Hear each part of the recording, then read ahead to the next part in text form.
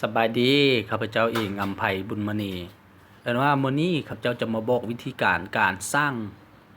ว่าโฆษณาเนาะการยิงโฆษณาว่าการกำหนดกลุ่มเป้าหมายต่างๆแล้วสำหรับไผที่ว่าต้องการยิงโฆษณาด้วยตัวเองเนาะมื้อนี้ว่าข้าพเจ้าจะมาบอกวิธีการนั่นเอง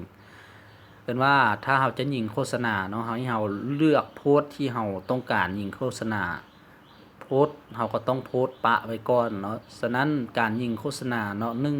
สิ่งที่สำคัญเลยนั่นก็คือว่าคอนเทนต์ที่เราเขียนนั่นเองแล้วก็ภาพที่เราจะยิงโฆษณาอันนี้คือสิ่งที่สำคัญเพราะว่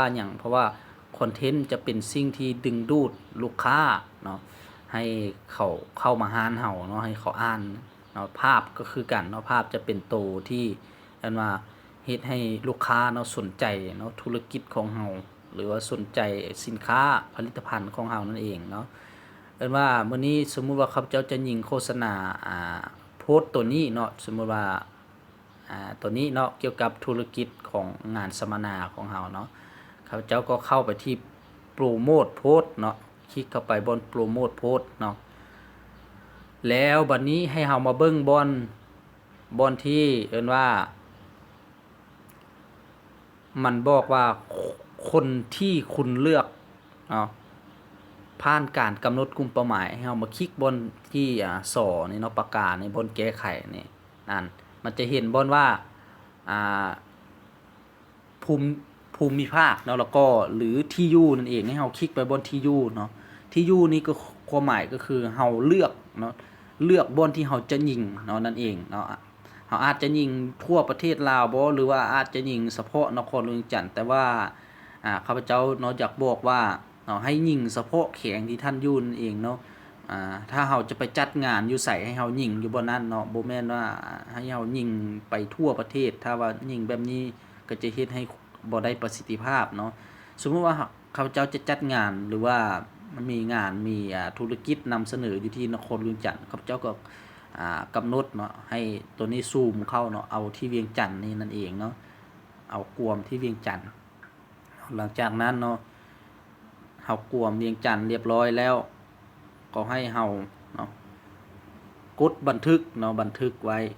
บันทึกแล้วอันนี้คือแล้วไปเรียบร้อยสำหรับกลุ่มเป้าหมายเนาะข้าพเจ้าต้องการยิงใส่นครหลวงจันทน์ปานนี้ให้เฮามากำหนดอายุนั่นเองเนาะอายุนี่เฮากำหนดตามใจเฮาเนาะแต่ว่าอยากให้กำหนดให้มันถูกตามวัยที่เขาเฮ็ดธุรกิจเนาะกำหนดวัยที่เหมาะสมกับธุรกิจของเฮานั่นเองตัวอย่างเขาเจ้าขายธุรกิจอยู่เนาะธุรกิจนี้คนที่มีเงินก็จะอยู่ประมาณ24 25ขึ้นไปเนาะหรือว่าอาจจะเอาอยู่ที่ประมาณนี้ก็ได้เนาะ23หรือ24นี่ก็ได้นะสมมุติเขาจะเอา23เนาะไปหาอยู่ที่50ปีเนาะคนที่เฮ็ดธุรกิจหรืออาจจะเอาอยู่ที่ประมาณ48หรือ45นี่ก็ได้เนาะอันนี้คือเฮากำหนดเอาเนาะเอา50ปีก็ได้เนาะอันนี้คือกำหนดอายุเรียบร้อยแล้วบัดนี้บัดนี้เพศเฮาควรเพศแบบใดเนาะถ้าเฮาขายผลิตภัณฑ์เนาะสมมุติว่าขายเกี่ยวกับผู้ชายก็เลือกผู้ชายขายเกี่ยวกับผู้หญิงก็เลือกผู้หญิงแต่ถ้าขายธุรกิจเนาะให้เลือกเบิดเลย2เพศเนาะทั้งหมดเนาะหลังจากกำหนดเรียบร้อยเนาะเพศเนาะมาบัดนี้ให้เฮากำหนดกลุ่มเป้าหมายความสนใจเนาะความสนใจเพิ่มความสนใจของกลุ่มเป้าหมายตัวนี้คือเป้าหมายเจาะจงเนาะเจาะจงแบบใดตัวอย่างก็คือเจ้าจะยิงไปหากลุ่มคนแบบใดเมื่อกี้คือกวมรวมเนาะกวมรวมคือผู้ใดที่อยู่วงกลุ่มที่เราล้อมไว้คือจะเห็นแต่บัดนี้เราเจาะจงบัดนี้เจาะจงนึกเช่นว่าจะให้คุณเฉพาะสนใจเรื่อง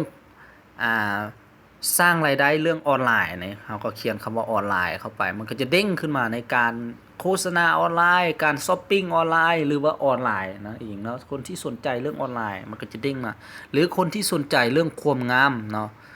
มันก็จะเด้งมาเนี่ยหรือว่าเรื่องความสนใจเรื่องความฮักเขาขายเกี่ยวกับอย่างเนาะสมมติว่าความงามนี่นะความสนใจเรื่องสุขภาพนะครับก็เขียนใส่เนาะอันนี้คือกำหนดกลุ่มเป้าหมายเนาะให้เจาะจงหมายคือว่าให้ตรงเป้านั่นเองเนาะกำหนดเรียบร้อยบัดนี้ เฮากำหนดเอา3กลุ่มบัดนี้ให้เฮากดบันทึกบัดนี้อันนี้คือเป้าหมายของเฮาสำเร็จแล้วเนาะเป้าหมายสำเร็จแล้วบัดนี้เนาะกลุ่มเลือกกลุ่มเป้าหมายสำเร็จแล้วให้มากำหนดโดยเงินที่เฮาจะโปรโมทบัดนี้สมมุติเขาจะยิงอยู่ที่สักประมาณเนาะ$30นี่เนาะ$30นี่บัดนี้ก็กำหนดวันเนาะถ้าเฮายิง$30นี่แนะนำเนาะแนะนำก็คือให้ยิงให้เลือกให้มันครบ30วันมันจึงจะได้ประสิทธิภาพหรือว่าคนจะเห็นโฆษณาของเฮาหลายเนาะเป็นจำนวนหลายถ้าเฮายิง$30กำหนดจักประมาณ2มื้อ3มื้ออันนี้มันก็จะเฮ็ดให้มันบ่ทั่วถึงเนาะคนเข้าถึงบ่ตามเป้าหมายของเฮาเนาะมันจะไปไวอยู่แม่นมันไปไวแต่ว่ามันบ่เฮ็ดให้เข้าถึงคนเนาะทุกคนเนาะสมมุติว่าเขาจะกำหนดอยู่30วันเนาะอันนี้คือเฮากำหนดเรียบร้อยแล้วเนาะกำหนดเรียบร้อยแล้วให้เฮาเข้าใจเนาะว่า1ก็คือเฮาต้องกำหนดกลุ่มเป้าหมายของเฮาให้ชัดเจนเนาะกลุ่มกำหนดกลุ่มเป้าหมายให้ชัดเจนเนาะว่าจะเป็นในเรื่องของที่ตั้งเนาะอายุเท่าใดเนาะความสนใจเกี่ยวกับหยังเนาะแล้วก็กำหนดเงินให้ชัดเจนเนาะแล้วก็กำหนดวันที่จะโปรโมทหลังจากนั้นเนาะกำหนดเรียบร้อยให้เฮาคลิกบนที่โปรโมทเลยเนาะข้าพเจ้าอันนี้ข้าพเจ้าแอดวีซ่าของข้าพเจ้าเข้าไปที่ Facebook เข้าไปเพจเรียบร้อยแล้วมันจะถ้าเตะก็คือมันจะยิงโฆษณาเลยแต่สำหรับไผที่ยังบ่ทันได้แอดวีซ่าของตัวเองเข้าเนาะก็คลิกเนาะคลิกบนโปรโมทนี้มันก็จะลิงก์ไปหาบนที่เราต้องใส่ข้อมูลในเรื่องของวีซ่าเนาะบัตรเนาะตัวเลขหน้าวีซ่าเนาะวันหมดอายุแล้วก็รหัสผ่านเนาะ3ตัวเลขอยู่ที่หลังวีซ่านั่นเองเนาะหลังจากใส่เรียบร้อยให้เราคลิกคำว่าโปรโมทมันก็จะโปรโมทเลยเนาะสำหรับการเรียกว่ายิงโฆษณาเนาะการสร้างกลุ่มเป้าหมายก็มีแต่ซำนี้เนาะว่าอยากให้แต่ละคนเนาะนำไปเฮ็ดตามเนาะขอบใจ